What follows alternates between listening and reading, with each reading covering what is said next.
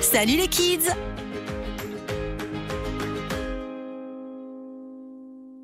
Imaginez-vous des enfants découvrir le monde de l'aéroport, du directeur à la salle de contrôle, en passant par les pompiers, prendre une navette sur le tarmac et voir ou découvrir des endroits que le public n'a pas accès. Et bien les enfants du petit journaliste l'ont fait! Un grand merci à l'aéroport de Genève et à son directeur pour ce reportage. Regardez cette vidéo jusqu'au bout et si vous l'avez aimée, n'hésitez pas à liker, commenter et partager. Allez, place à la présentation de l'aéroport de Genève et aux questions des enfants. C'est parti avec l'association lepetitjournaliste.ch.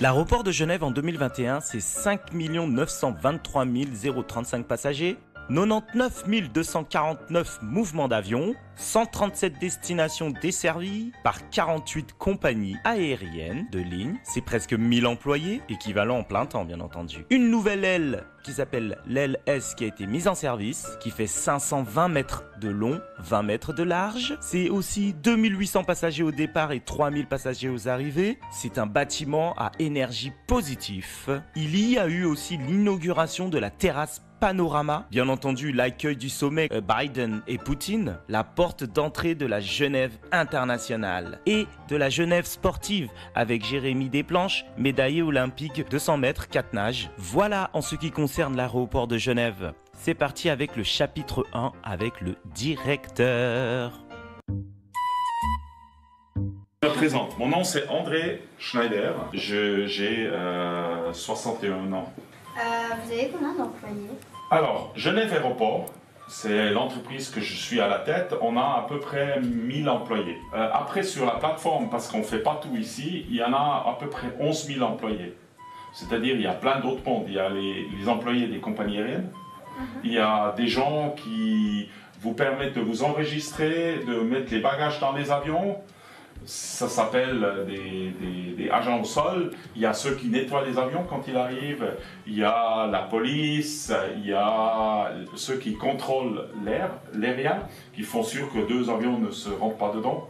Alors on est totalement à peu près, on est en global à peu près 11 000 employés ici, oui.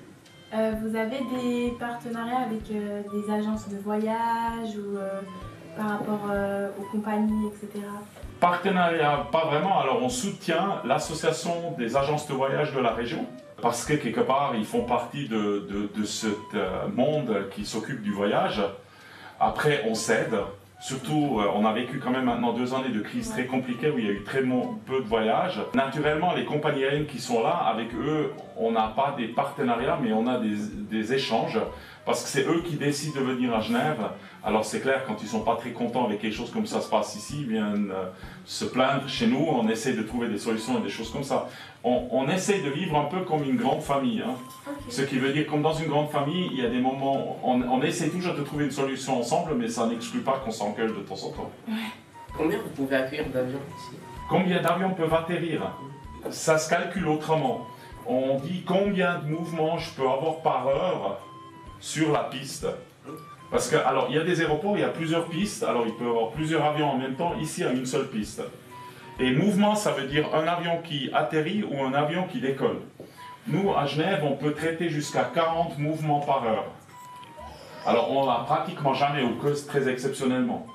Et si on veut recalculer, si on aurait vraiment autant d'avions, ça voudrait dire qu'il y a un avion toutes les 90 secondes. Mais on n'a pas un avion toutes les 90 secondes. C'est ce qu'on pourrait faire. Et dans un mois, entre 10 000 et 11 000 mouvements. Est-ce que c'est compliqué de gérer tout l'aéroport? C'est une très bonne question. Je présume que oui. Ben, je dirais là, je profite de ma carrière. C'est un peu comme un grand orchestre. C'est-à-dire, vous avez, dans un grand orchestre, quand vous êtes chef d'orchestre, vous n'êtes pas vraiment le chef de tout le monde, mais vous devez quand même le dire qu'est-ce qu'il faut faire.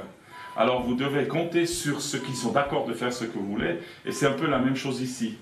Et c'est clair, c'est aussi compliqué parce qu'on a plein de domaines. Hein. Ça commence par gérer l'arrivée des voitures vers ce qui se passe dans le terminal. Et juste pour vous donner un exemple, on a quand même un certain nombre de sans-abri qui viennent se protéger ici parce que c'est ouvert toute la journée, c'est chauffé. Et c'est clair que ça ne plaît pas forcément à tous les passagers non plus. Alors il faut traiter ça, ça va comme j'ai dit, négociation avec les compagnies aériennes qui disent « j'ai pas assez de place, j'ai pas ceci ou cela ». Ici, on a aussi du contrôle passeport qui est fait par la Confédération, c'est-à-dire par l'Office fédéral des douanes et des frontières, c'est-à-dire c'est des douaniers. Alors eux, ils n'ont peut-être pas toujours autant de monde que j'aimerais avoir pour que ça se passe fluidement. Et on a de temps en temps, comme vous avez peut-être pu lire dans les journaux, on a des alertes à la bombe, c'est-à-dire quelqu'un qui oublie sa valise. Alors juste pour vous rassurer, on a plein d'alertes à la bombe, mais on n'a encore jamais trouvé une bombe. Mais on prend des précautions, parce que ça pourrait être une bombe. Et là, on a besoin de la police pour nous aider. Alors c'est compliqué dans le sens où je ne peux pas dire à tout le monde « toi tu dois faire maintenant ça, toi tu te tais, toi tu vas me chercher ça ». Je dois un peu être plus... Je dois leur expliquer que c'est dans l'intérêt de tout le monde et que ça nous aide tous. Mais j'aime bien. Alors moi j'ai toujours fait des jobs comme ça, alors j'aime beaucoup. Combien d'avions décollent par jour? Comme j'ai dit, si on a dit on a entre 400 et 500 mouvements, c'est typiquement la moitié. Alors on a à peu près 200 à 250 avions qui décollent par jour de Genève Aéroport. Mais il faut se rappeler, là-dedans, j'ai pas que des avions de passagers, de ligne. Vous savez là, les gros trucs ou les trucs un peu plus grands où il y en a 150 à 200 passagers dedans. J'ai aussi, comme vous voyez, tout là au bout, vous voyez le petit avion? Ça, c'est un avion privé où il y a peut-être 2-3 passagers dedans. Et j'en ai à peu près 30% de mes mouvements qui sont ça. Ce qui veut dire, si je prends mes 250 par 3, ça fait 80, à peu près 80 mouvements ou 80 décollages. C'est des avions petits comme ça. C'est d'ailleurs très important parce que nous sommes le deuxième plus important aéroport pour ce type d'avion en Europe. Alors, c'est essentiellement des jets privés. Alors, vous pouvez avoir des jets privés qui sont fournis par une compagnie. C'est un peu comme une location de voiture. Vous louez l'avion, bon ça coûte plus cher qu'une voiture quand même. Et il y en a des gens qui sont propriétaires eux-mêmes de ces avions.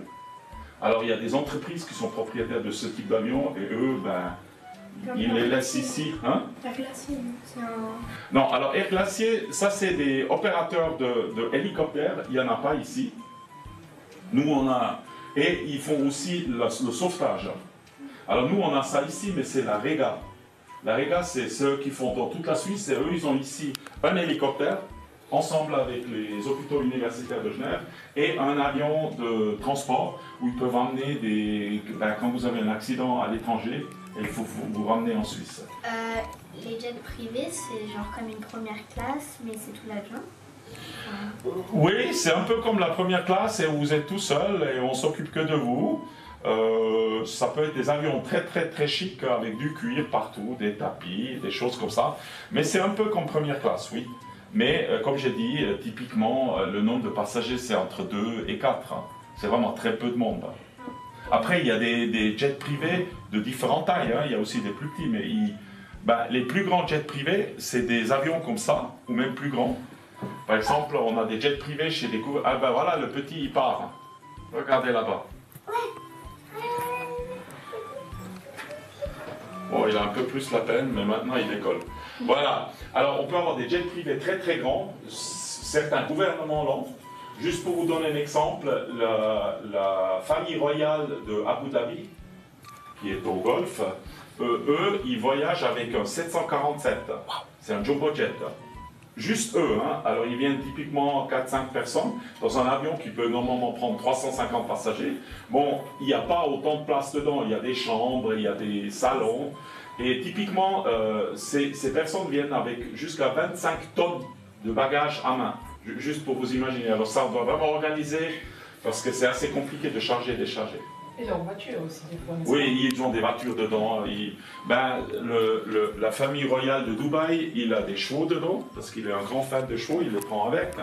Quand le président Joe Biden il est venu ici, vous avez pu le rencontrer ou... Non, pas du tout.